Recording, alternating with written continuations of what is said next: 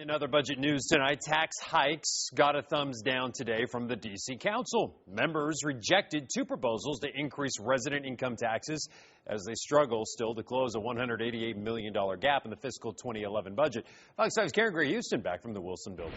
Karen. Hey, Brian, it was a heated debate over whether to make painful spending cuts or whether to jack up taxes. Now, as the council members leaned in the direction of cuts in safety net programs and 4 furlough days for city workers, advocates for the poor got angry, but then income taxes for millionaires and the middle class were tossed out the window. We believe if what people want is not what you want.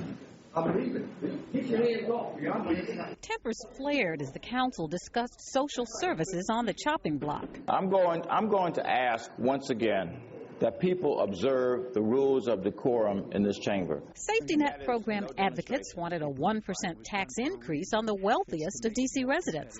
They didn't want scale backs of social welfare programs like the Grandparents Caregivers Program, disability assistance, temporary assistance for needy families, or TANF. And if they cut TANF, that means I won't be eligible to also get TAPIT, which is a program that helps people who go to college.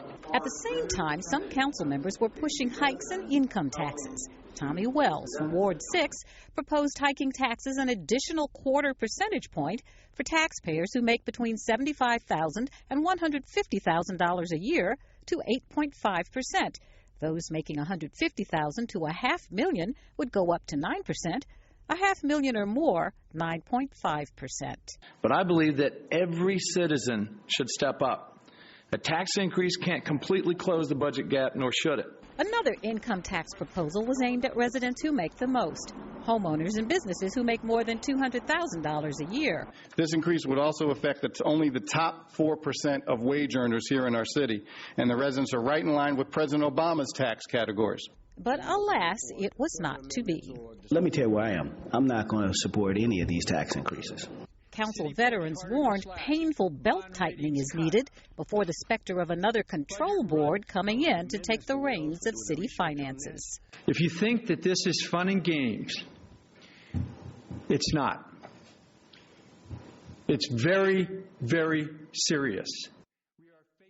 It is serious and going to be even more serious in the spring when the council has to deal with a $450 million deficit. You can bet they will revisit some version of the income tax increase and other taxes. Harry Thomas today suggested what's called a jock tax, taxing non-resident professional athletes who come to the district to play and practice.